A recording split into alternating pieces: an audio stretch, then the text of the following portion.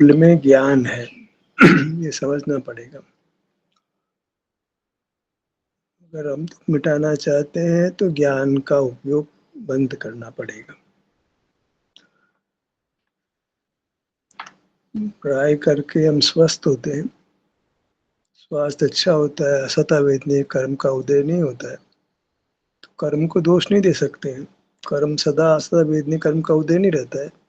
अनेकों बार ऐसा होता है कि असता वेदनीय कर्म नहीं होता है और शरीर अच्छा होता है, हमें अच्छा लगता है, मैं सुखी हूँ ऐसा भी लगता है। पर उसी समय साथ में ज्ञान हो रहा, अपनी इंद्रियाँ खुली है, तो हमको लगता है ये पदार्थ अच्छा है, ये पदार्थ अच्छा है। अपने आप ही वो सुख स्वास्थ्य कारण से है, हम आरोपित करते हैं बाहर के जिस पदार्थ को जान रहे हैं उससे।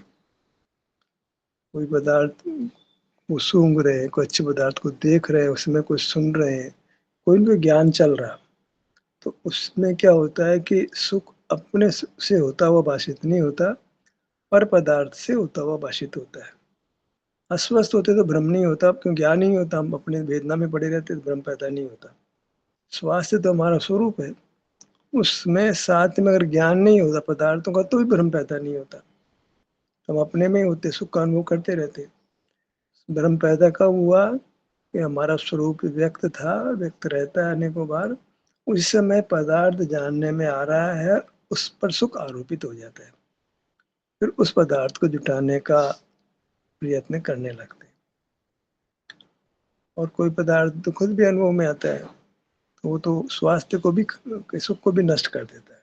ज्ञान ने एक तो किया, भ्रम पैदा किया, और दूसरा ये है कि दुर्गंध आ गई मान लो, तो हमको दुख लगने लग गया। स्वास्थ्य अच्छा था, कभी सुख लगा तो उसको पाने, उस पदार्थ को पाने का प्रयत्न किया, दुख लगा उस पदार्थ को उठाने का प्रयत्न किया, तो फिर क्या हुआ, कोई काय चेष्टा शुरू हो गई, विचार करना शुरू कर दिया, इस पदार्थ को कैसे हटाए, इस पदार्थ को कैसे लाए, किसी बात कुछ कुछ बोलने की जरूरत ही पड़ेगी, जैसे देखो इस पदार्थ को हमें चाहिए। तो सारा कुछ हुआ, दुख होना सुख होना बाहर से ही लगता है, ये तो बाहर के पदार्थ को हटाने का, लाने का प्रयत्न होता रहता है। एक वास्तविक स्थिति है, कोई नकारे तो नकारे, ये दुख के मूल में आपका पदार्थों का जानना होना है। आप स्वस्थ है, बीमारी कोई नहीं है, पदार्थ कोई जानने में नहीं आ रहा है, तो कोई तकलीफ नहीं होती है, अच्छा ही रहता है। जहाँ पदार्थ जानने में आया तो वहाँ भ्रम हो गया। एक तो क्या है कि सुख का आरोप पर पदार्थ को दे दिया, फूल बहुत बढ़िया है, भोजन बहुत बढ़िया कराया आपने, कपड़ा बहुत अच्छा पहना, अच्छा लग रहा है। वही कपड़ा, एक कपड़ा स्वस्थ आदमी को पहना हुआ अच्छा लगता है, उसको अच्छी फीलिंग आती है। और अस्वस्थ हो तो वही कपड़ा है ना, आपको सुख रूप नहीं लग के दुख रूप लगता है।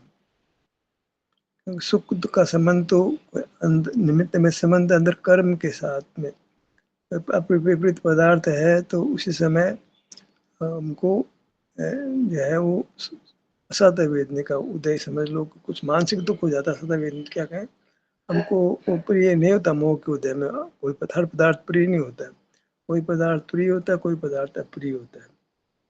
साथ में मोह का उदय भी, इंद्रिय ज्ञान और मोह का उदय भी है, तो कोई पदार्थ अच्छा लगेगा, कोई पदार्थ बुरा लगेगा, वो तो किसी पदार्थ को अनिष्ट मान लेंगे, किसी पदार्थ को अनिष्ट मान लेंगे। बात एक स्वास्थ्य है और इंद्रिय ज्ञान खुला है, इधर मोह का उदय है। बस फिर आप प्रवृत्ति करोगे, किसी पदार्थ को लाओगे, किसी पदार्थ को हटाओगे। प्रवृत्ति होने के कारण क्या है कि स्वास्थ्य अच्छा हो, अस्वस्थ है क्या प्रवृत्ति करेगा, तो न पूजा करेगा न काम धंधा करेगा, पड़ा पड़ा दुख भोगता रहेगा। स्वस्थ हुआ, साथ में ज्ञान हुआ, ज्ञान में उसी समय मोह का उदय हुआ, उस समय पदार्थ को अच्छा लगा तो लाने का प्रयत्न, बुरा लगा हटाने का प्रयत्न, तो बाहर ही खड़े रह गए। खड़े रह गए तो अब सुख नष्ट हो जाएगा, वापस दुख आ जाएगा, फिर पड़े रहेंगे, फिर कभी दुख अपना पल देकर चला जाएगा, फिर सुख में आ जाएंगे, फिर वही पदार्थ इंद्रिय ज्ञान में खड़े रहेंगे।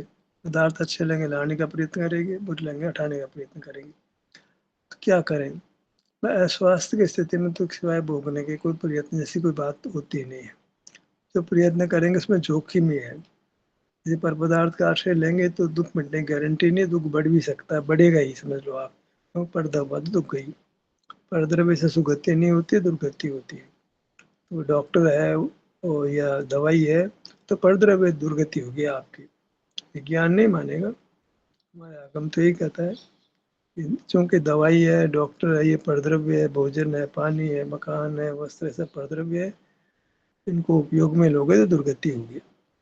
लोक व्यवहार तो अलग ही प्रकार का है भाई। वो नहीं जहाँ तक स्वद्रव्य को उपयोग में लिया जा सकता है और सुखी हो सकते हैं, उसका चॉइस ही नहीं है।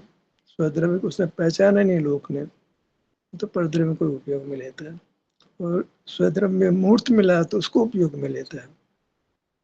तो अपने वस्तु को जो कि अनुभव गम्य है, अनुभव से उसका उपयोग होता है, अनुभव करता नहीं है। अपनी वस्तु को तो काम में लेता ही नहीं, वो तो फालतू पड़ी रहती है, फिजूल, बेकार, बगैर काम की, पता ही नहीं काम की है, बहुत काम की है। जो पाँव से मस्तक अनुभव में आ रही मेरा शरीर बहुत काम का है, इसको तो असूचि कह दिया, पराया कह दिया।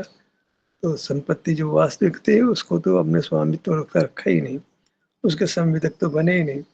इंद्रिय ज्ञान में ही पर के भोक्ता बन गए। ये अच्छा लग रहा है इसको भोगो, ये बुरा लगा इसको हटाओ।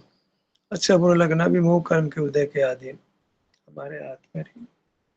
भूख लगे तो भोजन अच्छा लगे, भूख नहीं लगे तो भोजन अच्छा नहीं लगे। जवान हो तो स्त्री पुरुष परस्पर एक दूसरे को अच्छे लगे, जवान नहीं हो तो अच्छे नहीं लगे। कहा कितना कर्म के अधीन है। तो बाहर का सुख दुख लगना वो कर्म के अधीन है, और वो सुख वो दुख वास्तविक भी नहीं, वास्तविक माने सुख या वास्तविक नहीं है, दुख तो वास्तविक ही है। सुख का भ्रम होता है खास तो। दुख में तो चलो पर से हटते हो तो पर से हटना तो अच्छी बात है, पर फिर और भिन्न प्रकार से करने लगते हैं। तो दुख में सुख में बाहर में कहीं कहीं बाहर ही और बढ़ते हैं आगे। मतलब गाड़ी उल्टी गाड़ी गति से चल पड़ती है, उल्टी गति से चलने के बजाय। पर हुआ कब? साथ में ज्ञान हुआ तब।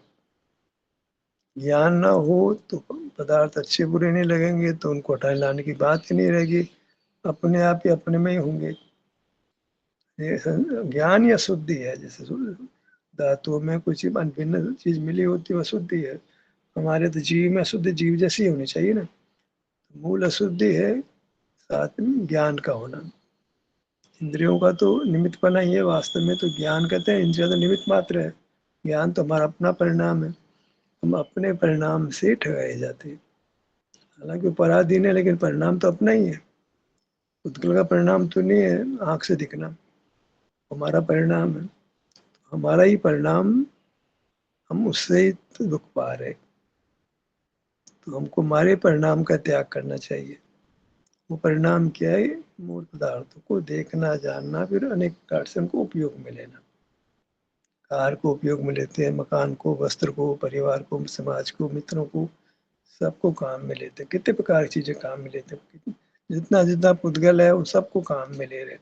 अंधा देखता नहीं तो भी छू करके, चक करके, सूंघ के तो काम में लेता ही है, सुन करके काम में लेता ही। एक इंद्रिय ने दूसरे इंद्रिय से काम में लेता है, दूसरे दो इंद्रिय मतलब एक इंद्रिय जरूर मिलेगी, तो उससे वो पदार्थ को काम में लेता है, उपयोग में लेता है, उससे सुख पाने का प्रयत्न करता है। उसको भी भ्रम होता है, ज्ञान होते उसको पदार्थ सुहावना सुहावना लगता है कि उसके साथ मोह कर्म का उदय नियम से होता है। मोह कर्म के उदय के सन्मुख जीव है, वही पदार्थ को जानता है, अन्यथा जानेगा भी नहीं। तो निरंतर धारावाही रूप से उदय चल रहा है तो पदार्थों के सन्मुख रहता है, पदार्थ अच्छे बुरे लगते हैं, तो प्रवृत्ति काय की हो जाती है।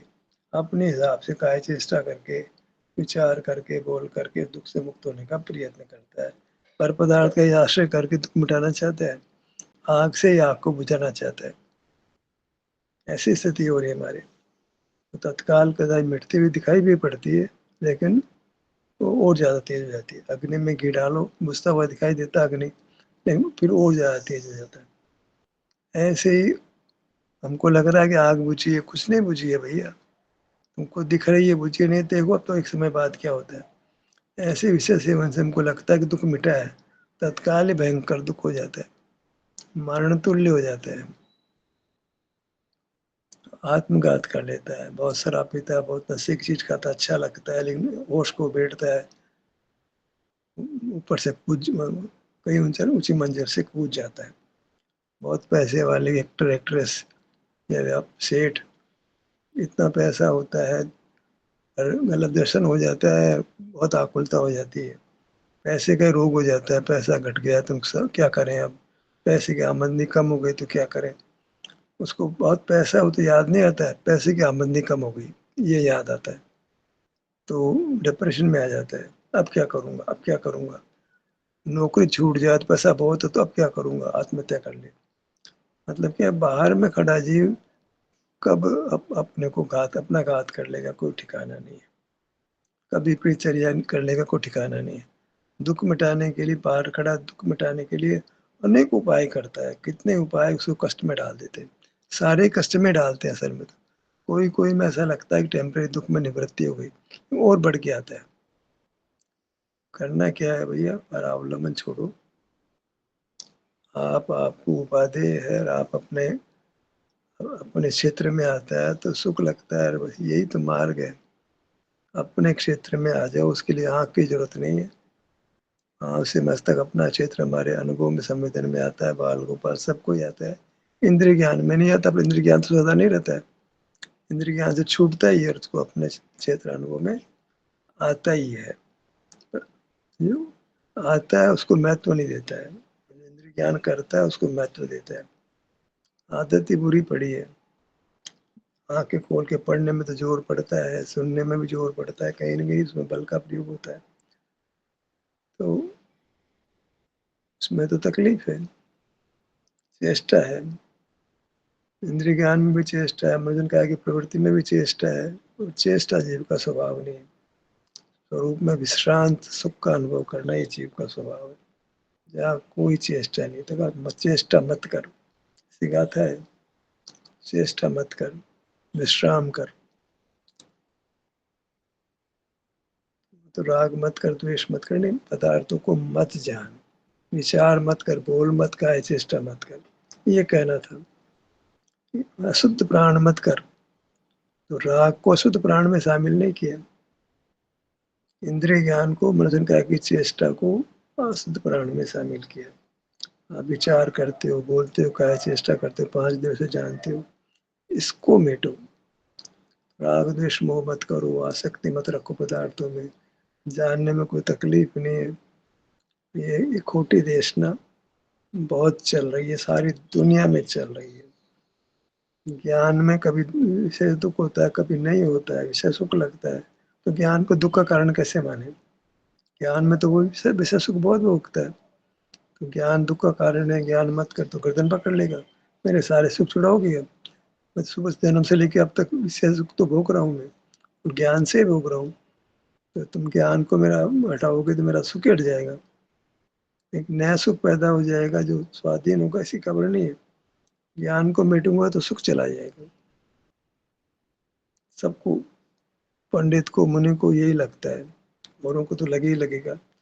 उसको भी यही लगता है कि ज्ञान में स्वरूप ही ऐसा है कि मोह के उदय में पदार्थ अच्छा बुरा लगे। वो नहीं देखता कि तुम मुनि है, इसको छोड़ दो, माफ कर दो, इसको भ्रम पैदा मत करो। वो तो वस्तु का स्वरूप है कि आप मूर्त को जानोगे तो उस समय मोह का उदय होगा और उसमें आपको पदार्थ अच्छे बुरे लगेंगे। अच्छे बुरे लगेंगे तो उनका अच्छा बुरा मान लोगे, तो अच्छे को लाने का प्रयत्न करोगे, बुरे को हटाने का प्रयत्न करोगे। तो मार्ग क्या बना, बस 5 प्रकार का इंद्रिय ज्ञान है, उसको नियंत्रित करो। एक साथ तो नहीं मिट पाओगे, अभी धीरे धीरे नियंत्रण करो, करते करते वो मिट जाएगा। एक साथ तो बस आपके खान कमाई नहीं करें, दुकान पे नहीं जाए, ऑफिस नहीं जाए, रोटी नहीं बनाए, रोटी नहीं खाए, ये सब तो ज्ञान से होते हैं। सारे काम ज्ञान से होते हैं। सोने के लिए साथ जुटाते हैं, पढ़ने के लिए साथ जुटाते हैं, सब ज्ञान से जुटते हैं। पर लौकिक जीवन ज्ञान के आश्रित है और उसका फल दुख है। हमें लौकिक जीवन नहीं जी के पारलौकिक जीवन जी रहे हैं, जहाँ कोई खाना पीना पहनने का सुख नहीं है। ये तो सुख मानने तो क्या छोड़ेगा वो संसारी जीव तो कहते हैं नहीं, ये सुख सुख नहीं है, तुम जरा ज्ञान की खिड़कियों को बंद करो। इसे बहुत कर्म और दुख आता है। ज्ञान की खिड़कियों को खुला रखो, स्वाध्याय का प्रेमी तो ये कहेगा, पर ये सुख का प्रेमी कहता है ज्ञान की खिड़कियों को बंद रखो। जैसे इंद्रिया खोलोगे ज्ञान की आँखें खोलोगे, सुनोगे, आपको विकल्प हो जाएगा, राग द्वेष हो जाएगा और दुख हो जाएगा।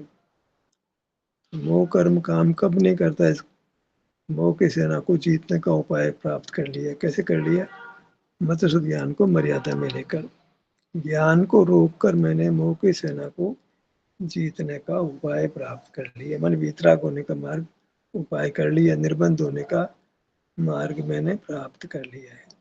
तो मैं इस विधि से बंधन मुक्त होकर परमात्मा हो जाऊंगा, ऐसा उसको विश्वास आ जाता है अनुभव के बल पर।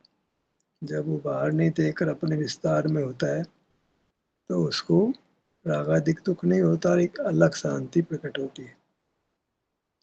तो उसके लिए कोई बाहर के क्षेत्र की प्रधानता नहीं है, आपकी समझ सही होनी चाहिए। वो समझ आती है, वो सुख का अनुभव होता है अपने शरीर में, तो वहाँ ठहरने से, सुख का अनुभव करने से, जैसे बाहर के पदार्थों के सुख में ठहरते हैं, इससे सुख में, उसमें नहीं ठहरने की वजह उसमें पराधीनता है। अपना ही विस्तार जो अपना स्वरूप है, उसके जुड़कर जो सुख होता है उसमें ठहरो, तो आप कर्म क्षय करके परमात्मा हो जाओगे। बताइए आप लोग, जैसा जीवन हो गया है, लोग बच्चे, पढ़े लिखे बच्चे भी, पैसे वालों के बच्चे भी नौकरी करते हैं, हालांकि जरूरत नहीं है उनको। वो भी कहते हैं पढ़ाई लिखाई की तो काम तो आनी चाहिए हमारे। कई तो एक व्यवसाय में तो टेक्निकल नॉलेज उनकी काम नहीं आती, दिखाई पड़ती है, तो क्या करें, नौकरी करेंगे फिर वो। व्यवसाय ऐसा है जिसमें ज़्यादा टेक्निकल नॉलेज की जरूरत नहीं है, तो कहते हैं मेरी टेक्नोलॉजी से क्या होगा, उसको तो काम में लूँ, मैंने सीए किया है, लॉ किया है, तो उसको काम में लूँ मैं। तो मैंने इंजीनियरिंग किया तो उसको काम, सिविल इंजीनियरिंग किया तो मकान बनाऊँ। जिससे पढ़ाई के दौरान जिस काम को कर रहा है उसी काम को वो करने का, उपयोग में लेने का, धन कमाते हैं तो भोगने के लिए कोशिश करते हैं। ज्ञान अर्जित किया तो ज्ञान को उपयोग में लेने की कोशिश करते हैं। अब उसमें वो नौकरी करता है। अब नौकरी का समय तो 5 बजे 6 बजे खत्म नहीं होता है, एक दिन के बाद तो है नहीं। तो सारा पढ़ा लिखा विद्यार्थी क्या करे, रातों खाने लगे। मतलब व्यापार भी करते हैं तो व्यापार भी 24 घंटे का हो गया, फुर्सत नहीं है। ग्राहक उसी समय आता है, उसमें खाना खाने कैसे बैठ जाओ, तो घर जाके खाना खाएंगे रात में। तो सर्वत्र ही पैसे के लोभ में जीव देर तक काम करता है, फिर घर आकर के भूखा तो नहीं रह सकता है, नींद ही नहीं आएगी रात भर। फिर तो क्या करेगा, कुछ खाएगा फिर सोएगा, तो खा के सो जाएगा, स्वास्थ्य बिगड़ेगा, और सूर्य का रोशनी नहीं है तो भोजन पचेगा भी नहीं, तो वो भोजन खड़ेगा, बीमार पड़ेगा। पर पैसा तो मिल रहा है ना, पैसा क्या करेगा बीमार पड़े वो तो। पैसे का भूत ऐसा सवार है, अब शरीर में बल का जिम जाएगा, ट्रेनर के पास जाएगा। अब ट्रेनर कहेगा देखो यार तुम डाइट लेनी पड़ेगी, देखो नहीं तो बेकार है सारी मेहनत करना, डाइट लेनी पड़ेगी। साहब मैं नॉन वेज तो नहीं खाता हूँ, यार देखो ताकत तो नॉन वेज से आती है, चलो कम से कम अंडा तो खा लो यार, उसमें क्या है, तो शाकाहारी आता है, इतना तो कंप्रोमाइज करना पड़ेगा, नहीं तो फिर बेकार है या ट्रेनिंग में आना, ट्रेनर के लिए तुम मत आओ फिर। तो ट्रेनर कहता है मत आओ तुम नॉन वेज खाओगे नहीं तो सारी दुनिया आपके चरणों को पड़ेगी। ये तो थोड़ी छोटी मोटी बातें हैं, बस आलू प्याज नहीं खाते हो, सारा जीवन तो सस्ती चीज तो यही खूब पैदा होता है, ज्यादा गरीब बेचारा तो आलू प्याज क्या के जीता है वो। प्याज का टुकड़ा जरूर रोटी खा लेगा, आलू उबाल के पेट में कितनी हिंसा होती है, उसके तो माल्यार्पण करते हो। गरीब को तो बेचारा किसी तरह से पेट भरता है, उसको जीने नहीं देते हो, उसको तो बात बात में सब शिक्षण हटाते हो। बेचारे नौकरी के लिए जाए गरीब आदमी, पैसे वाला तुम क्यों रात को काम चलाते हो, क्यों रात को फैक्ट्री चलाते हो, क्यों दुकान 5 बजे बाद खोलते हो, उसको कोई एतराज नहीं है। एक गरीब बच्चा बेचारा ये तो क्या करे, ये तो नौकरी मिलेगी तो रात के देर तक काम करने की मिलती है, रात की नौकरी मिलती है, उसको कहे रात को मत खा तुम, उस पर सारा ऑब्जेक्शन है। वो जाएगा तो बेचारा कहाँ कहाँ दूर दूर सब सफ़र करता है, कहाँ तुम्हारा जो है कुएं का पानी लेके जाएगा, तुम तो कहोगे सारा तुम भ्रष्ट हो, बाजार का पानी पीते हो, तुमको तो बोरिंग का पानी पीना चाहिए, कुएं का पानी पीना चाहिए, जल जीवानी करनी चाहिए, सब करना चाहिए। कैसे करोगे, पानी को पहले बाल्टी को उल्टी करो, पहले जीव निकालो, फिर वो पानी जो है पानी को निकाल करके फिर बाल्टी को वापस कुएं में पहुंचाओ, उल्टी करके सब पानी निकालो, तब ऊपर बाहर पानी निकल के रवांछना पानी उसको वापस कुएं में पहुंच, जो बच गया उसको कुएं में पहुंचाओ, उल्टी करो। ये सब नाटक हमने बचपन में करने की कोशिश की थी, पार नहीं पड़ती थी। पढ़ाई से दिया गया था, वो से पानी लेने जाते थे मंदिर में भगवान का अभिषेक करने के लिए। एक एक फरलांग, 2 फरलांग, 3 फरलांग, 1 किलोमीटर से पानी लाते थे और वहाँ बाल्टी, जेवड़ा, रस्सी लेके जाते थे। तो जीवानी करने के चक्कर में दुनिया भर का उद्यम करने का प्रयास करते थे, कोई सफलता तक मिलती नहीं थी। करते थे, ऐसे क्या करें, और आकर के फिर वो जो है भगवान का अभिषेक करना, 8 द्रव्यों को धोना और फिर अभिषेक पूजन के सारे पाठ बोलना। तो सारा समय सुबह का तो पढ़ने अड़ना तो गया काम से, और यही काम में सारा समय चल गया। इसी काम में लग जाओ तो फिर पढ़ाई में फेल हो जाओगे आप। तो फेल हो जाओगे तो नौकरी नहीं मिलेगी, नौकरी नहीं मिलेगी तो भूखे मर जाओगे। इन सब में आप धर्म आरोपित करोगे तो क्या होगा। अब तो कोई हिसाब भी नहीं है कि आप गांव में नहीं रहते हो कि पानी को वापस कुएं में पहुंचा दोगे। बोरिंग के पानी को कैसे आप पानी के अंदर वापस पहुंचाते हो, उसी को कैसे आप बोरिंग में पहुंचा दोगे। बोरिंग बोरिंग की बहुत बात होती है, कुएं का पानी तो चलो कैसे था जीव, आप जो बाल्टी को उल्टी करके पता नहीं क्या क्या करोगे तमाशा, पानी को अनछने बचे हुए पानी को वापस पहुंचाओगे कुएं में।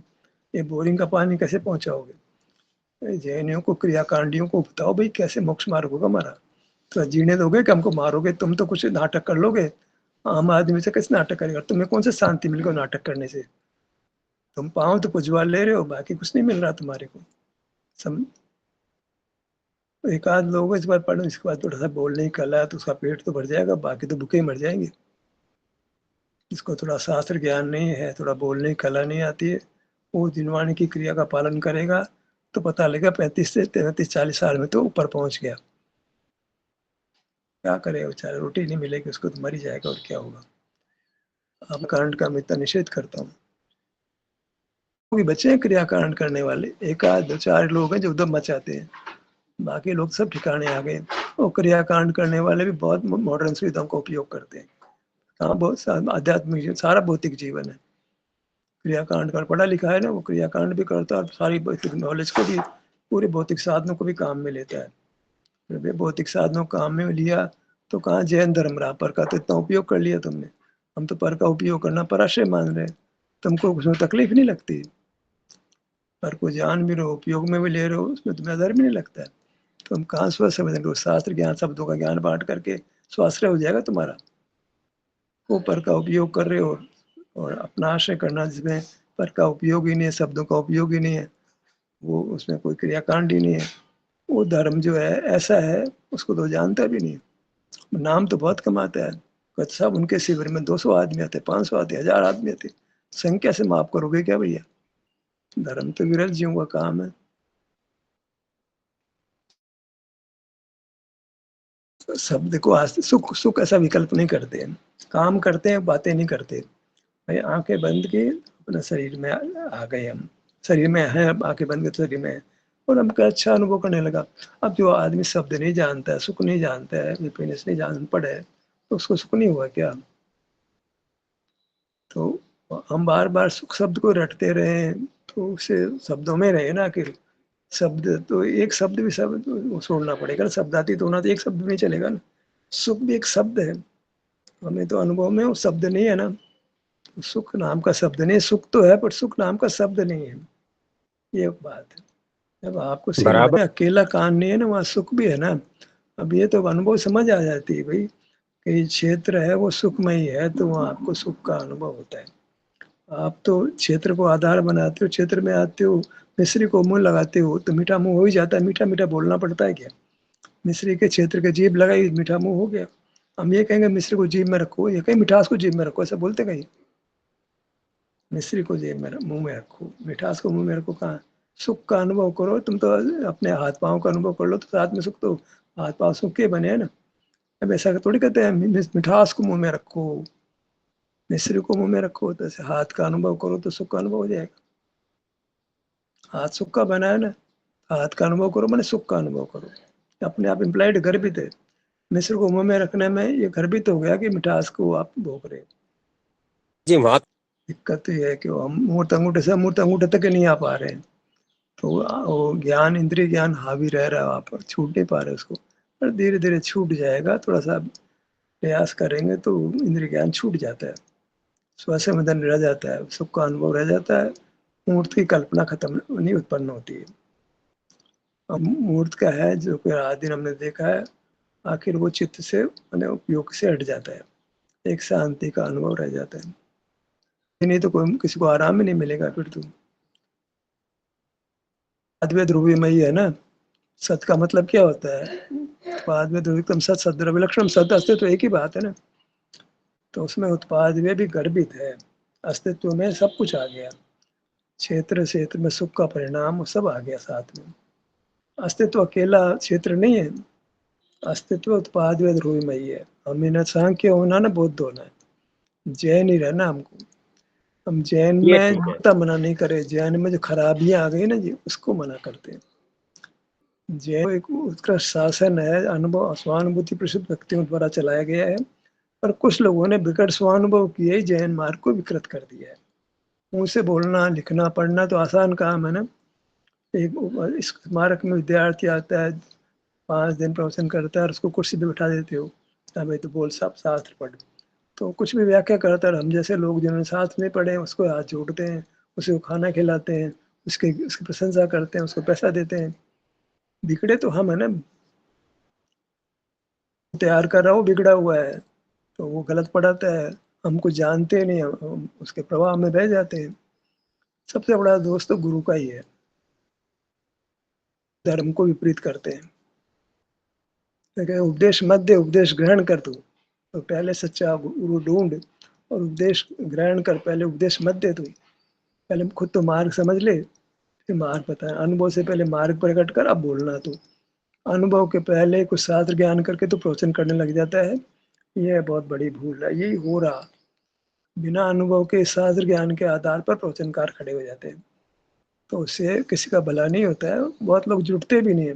कितने लोग स्वाध्याय में आते हैं, अंदाज लगाओ। बढ़िया से बढ़िया प्रवचनकार भी, हुकमचंद जी, रतनचंद जी बारिल बढ़िया प्रवचनकार माने जाते हैं, तो जब सिविड़ने लगे तो इनके प्रवचन में 5 आदमी भी नहीं होते, वो होंगे बढ़िया प्रवचनकार। तुमको उसके लिए हाथ जुटाने पड़ेंगे, फ्री का खाना देना पड़ेगा, तो सबको रहने की व्यवस्था बनाओगे तो लोग आते हैं खाना खाने के लिए, नहीं तो 5 आदमी में नहीं होते।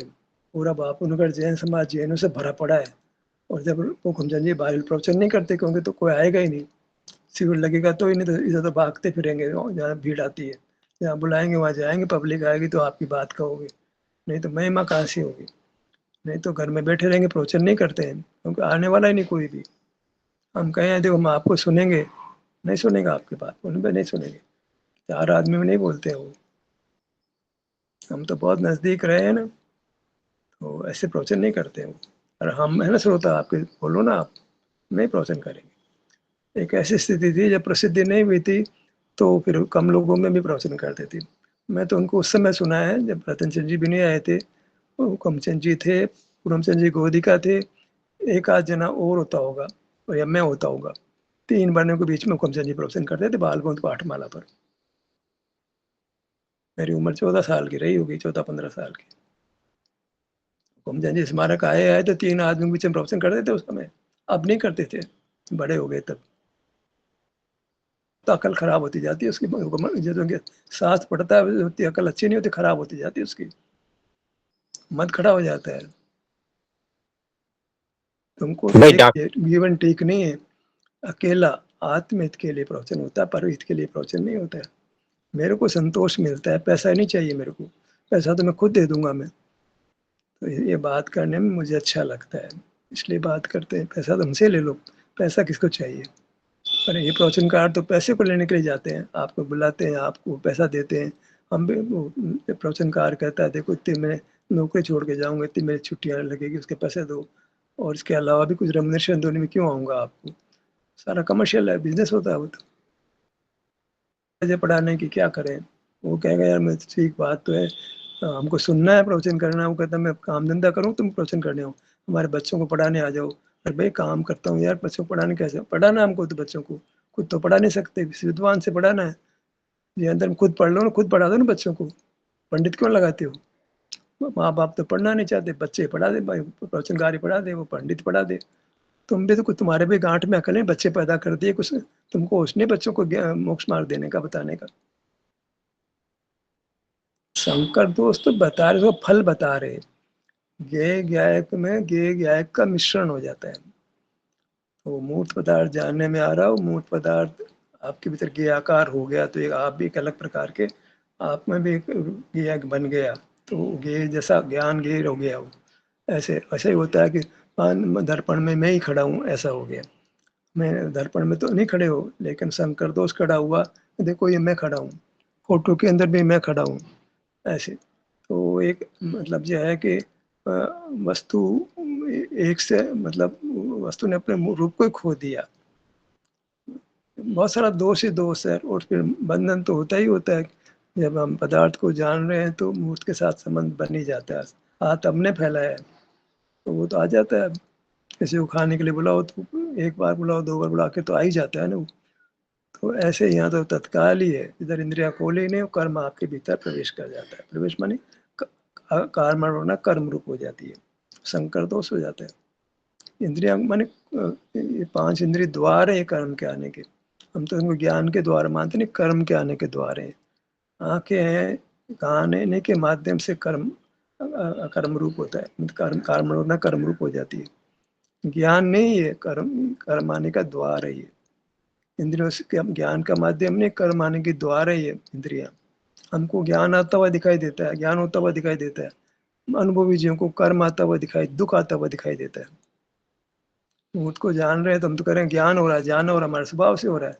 अनुभवी जीव कहता है कि जान न गया, कुएं के अंदर तेरे कर्म, दुख आ रहा तेरे भीतर, कर्म आ रहा है, दुख आ रहा है, तेरे को ज्ञान आता होता हुआ दिखाई दे रहा है, हमें तेरे को दुख होता हुआ दिखाई दे रहा है। मोह का उदय हो रहा है, राग हो रहा है, द्वेष हो रहा है, तेरे को संसार होता हुआ दिख रहा है। तेरे को ज्ञान हो रहा है, मेरे स्वभाव से हो रहा है, हमें लग रहा है तेरे को दुख हो रहा है। वो दुख तो तेरा स्वभाव बन गया है, दुख भोगने तेरा स्वरूप बन गया है। तो कहाँ खड़ा है, तेरे को होश ही नहीं है। तेरे को स्वाधीनता से ज्ञान होता दिखाई दे रहा है, हमें तेरी स्वाधीनता से तेरे को दुख होता हुआ दिखाई दे रहा है। दूसरा कारण नहीं, तेरी कारण से दुख हो रहा है, तो ही दुख का कारण दे रहा है।